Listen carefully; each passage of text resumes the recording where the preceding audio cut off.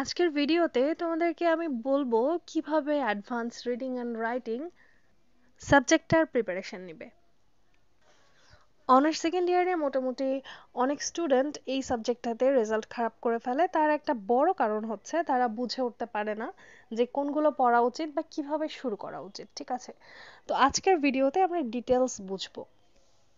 তোমাদেরকে বুঝতে হবে প্রথমে অ্যাডভান্স রিডিং অ্যান্ড রাইটিং কোথায় থেকে এসেছে। তোমরা যখন অনার্স প্রথম বর্ষে ছিলে, ফার্স্ট ইয়ারে ছিলে, তখন তোমাদেরকে দুটো সাবজেক্ট দেওয়া হয়েছিল, ইংলিশ রিডিং স্কিলস এবং ইংলিশ রাইটিং স্কিলস। এই দুইটা সাবজেক্টকেই এক জায়গায় কম্বাইন করে সেকেন্ড ইয়ারে উঠে হয়ে গেছে অ্যাডভান্স রিডিং অ্যান্ড রাইটিং। অর্থাৎ তুমি যদি অনার্স ফার্স্ট ইয়ারের রিডিং স্কিলস এবং রাইটিং স্কিলসের ফুললি প্রিপারেশন নিয়ে নাও, তাইলে তুমি অ্যাডভান্স রিডিং অ্যান্ড রাইটিং বই থেকে কোনো কিছু না পড়লেও চলবে। ঠিক আছে, তোমরা যদি ওইটাই লিখে দাও সেখানেই তোমাদের ঠিক হয়ে যাবে উত্তর এবং ভালো একটা মার্কস চলে আসবে। সো আমি তোমাদেরকে পরামর্শ দিব, যেহেতু রিডিং স্কিলস এবং রাইটিং স্কিলস তোমরা 1 বছর পড়েছো, সেই সাবজেক্টগুলো সম্পর্কে তোমাদের যথেষ্ট এক্সপিরিয়েন্স রয়েছে। তাই অ্যাডভান্স রিডিং অ্যান্ড রাইটিং থেকে ডিরেক্ট না পড়ে যেগুলো তোমাদের কমন টপিক থাকে সেগুলো পুরাতন বইগুলো অর্থাৎ ইংলিশ রিডিং স্কিলস এবং রাইটিং স্কিলস থেকে পড়লে তোমাদের অনেক বেশি সুবিধা হবে। ঠিক আছে, যেমন হচ্ছে রাইটিং পার্টে থাকে প্যারাগ্রাফ, লেটার, তারপরে এসে, এগুলো সম্পর্কে। আবার রাইটিং 2 পার্টেও কিন্তু এরকমই থাকে যে কোন একটা টপিক দিয়ে এই টপিকের উপরে এসে লিখো, প্যারাগ্রাফ লিখো, এই টাইপের। ঠিক আছে, অর্থাৎ তুমি যদি কোশ্চেন মেলাতে যাও হুবহু সেম কোশ্চেন, সেম টাইপের কোশ্চেন আসে, প্যাটার্নটা সেম থাকে। ঠিক আছে, সো যেহেতু অ্যাডভান্স রিডিং অ্যান্ড রাইটিং আমরা এই বইটাকে দুইটা পার্টে ভাগ করব, একটা হচ্ছে রিডিং পার্ট, একটা হচ্ছে রাইটিং পার্ট। তো আমরা প্রথমে রিডিং পার্ট ডিসকাস করব, তারপরে রাইটিং পার্ট ডিসকাস করব। ঠিক আছে, রিডিং পার্টে প্রথমে যেটা থাকে পার্ট এ তে রিডিং 1, এটা সাধারণত আনসিন হয়ে থাকে। তোমরা এটা ওপরের যেই আনসিন প্যাসেজটা দেয়া থাকে সেখান থেকে পড়লে বা প্যারাগ্রাফটা থেকে পড়লে তোমরা এই অ্যান্সারগুলো ইজিলি করে ফেলতে পারবে। এইটা হুবহু কমন আসে না, তোমরা যদি এটা ভালো করে প্র্যাকটিস করো বেশ কয়েকটা টপিকের উপরে, তাহলে এখান থেকে একটা ভালো মার্কস পেয়ে যাবে। ঠিক আছে, রিডিং 2ও কিন্তু অলমোস্ট সেম। এবার আসা যাক পার্ট সি এর রিডিং 3 তে। এখানে তোমাদেরকে কখনো একটা সিন আবার কখনো আনসিন কবিতা দিয়ে দেওয়া হয় এবং সেটার উপরে ভিত্তি করে বিভিন্ন কোশ্চেন করা হয় সেই পোয়েমটার উপরে ভিত্তি করে। সাধারণত এই টাইপের টপিকে অনেক ছোট যে কবিতাগুলো আছে, সনেট বা আদার্স ছোট কবিতা, সেগুলো থেকেই প্রশ্ন আসে। কিছু কিছু ক্ষেত্রে কিছু বড় কবিতার লাইন দেখা যায়, কিন্তু বেশিরভাগ ক্ষেত্রেই ছোট কবিতাগুলো আসে।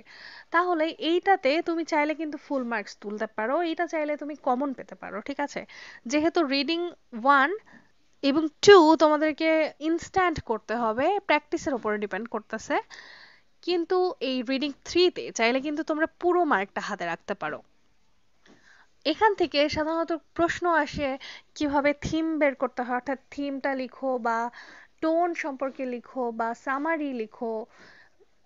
কখনো কখনো আসে রাইম স্কিম বের করো, কখনো এটা বলা হয় যে এই কবিতাটার জনরা কি, বা কবিতা রিলেটেড কোনো কোশ্চেন করা থাকে। এগুলো তোমরা ফার্স্ট ইয়ারে ইংলিশ রিডিং স্কিলসের ক্ষেত্রেও ফেস করেছো।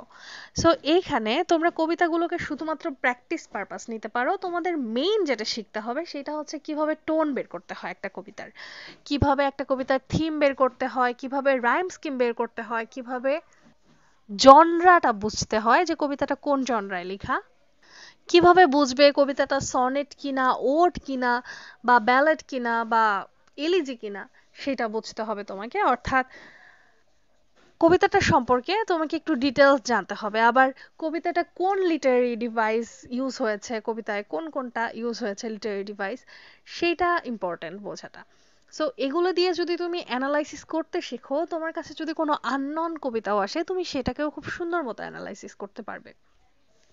তোমার কমন পেতেই হবে, এটার উপরে ডিপেন্ড করে বসে থাকার কোনো প্রয়োজন নেই। এইটার জন্য একটা ভালো পরামর্শ দিতে পারি আমি, সেটা হচ্ছে আমার চ্যানেলে ইংলিশ রিডিং স্কিলস নামের একটা প্লেলিস্ট আছে। তোমরা চ্যানেলে ঢুকবে, চ্যানেলের সাইডে স্ক্রল করবে, সেখানে হোম পেজ, ভিডিওস, শর্টস, এই টাইপের টপিকগুলো স্ক্রল করার পরে শেষে আসে প্লেলিস্ট।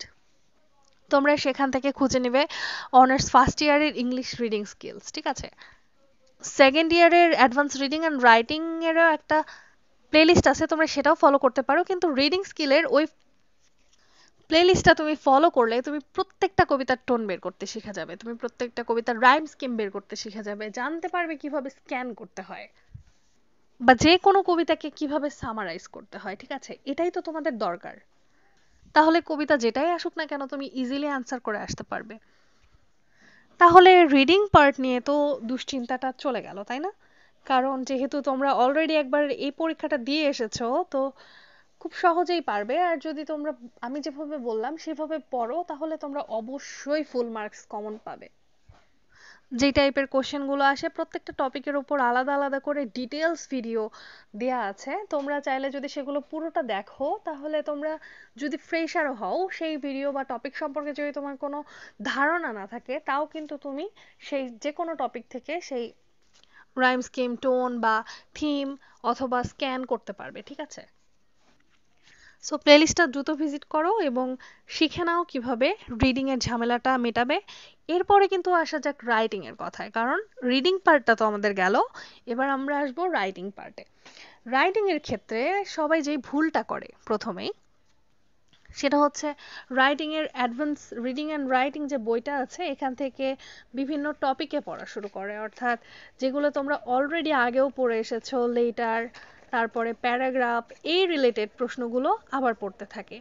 কিন্তু এইখানে তোমাদেরকে যেটা করতে হবে, দুইটা বইয়ের মধ্যে সিমিলারিটি থাকলেও কিন্তু সব কোশ্চেনগুলো হুবহু সেম না। যেহেতু তোমরা আগেও একবার পড়ে এসেছো, সো ওই সাবজেক্টটা ওই বই থেকে যদি তুমি রিভাইজ করো, তাহলে কিন্তু খুব সহজেই কমন পেয়ে যাবে, বা তোমার সেটা তাড়াতাড়ি মুখস্থ হবে, ঠিক আছে? বা তাড়াতাড়ি পড়ে ফেলতে পারবে, বুঝতে পারবে, কারণ ওই সাবজেক্টটা তুমি একবার পড়ে এসেছো। ওই টপিকগুলোই নতুন করে পড়াটা বোকামি ছাড়া কিছু বলে আমি মনে করি না। সো তোমরা এই অ্যাডভান্স রিডিং অ্যান্ড রাইটিং থেকে এই রাইটিং পার্টের যেইগুলো থাকে, অর্থাৎ ড্রাফটিং বলো, এডিটিং বলো, অথবা রাইটিং পার্টের যেগুলো আছে প্যারাগ্রাফ বলো, প্রসেস রাইটিং বা ইত্যাদি ইত্যাদি যেগুলো রয়েছে, সেগুলো নতুন করে পড়ার থেকে আগে যেগুলো পড়েছো সেগুলো রিভাইজ করা ভালো, ঠিক আছে? অনেক কম সময় হয়ে যাবে। তাহলে যদি এগুলো বুঝে পড়তে থাকো, তাহলেই রিডিং অ্যান্ড রাইটিং এর ঝামেলা অলমোস্ট মিটে যায়। রাইটিং 1 2 3 তিনটা পার্টের ঝামেলাই কমে যায়।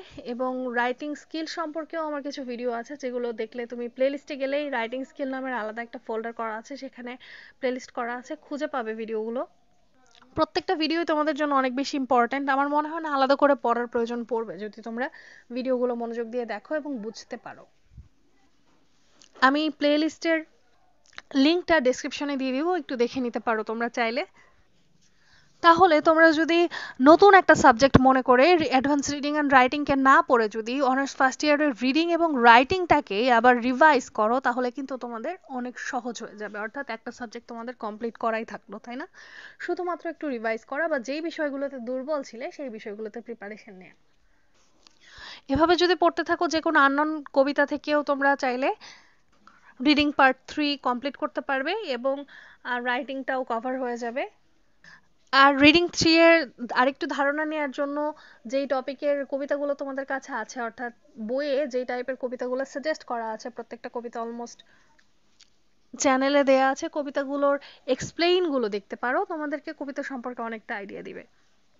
সো আশা করছি এভাবেই পড়লে তোমাদের খুব তাড়াতাড়ি হয়ে যাবে। আর রুলস গুলো বোঝার পরে যে কিভাবে কোনটা লিখতে হয়, কোন টপিকটা বের করতে হয় রিডিং পার্ট 3 এর ক্ষেত্রে, সেগুলো যদি তুমি বিভিন্ন কবিতার উপর প্র্যাকটিস করতে থাকো, তাহলে নিজে থেকে যে কোনো আননোন কবিতারও তোমরা ফুল মার্কের অ্যান্সার করে আসতে পারবে এবং ফুল মার্কস পাবে, ঠিক আছে? আমি গ্যারান্টি দিচ্ছি। সো ইনস্ট্রাকশন অনুযায়ী এখন থেকেই শুরু করে দাও, বেশি করে প্র্যাকটিস করো, আর আমি খুব তাড়াতাড়ি তোমাদেরকে সাজেশন দিয়ে দিব যেখান থেকে তোমরা অলমোস্ট 80 থেকে 90% কমন পেয়ে যাবে। সেই পর্যন্ত চ্যানেলের বাকি ভিডিওগুলো দেখতে থাকো এবং সাথেই থাকো। আজকের ভিডিও শেষ করছি এখানেই।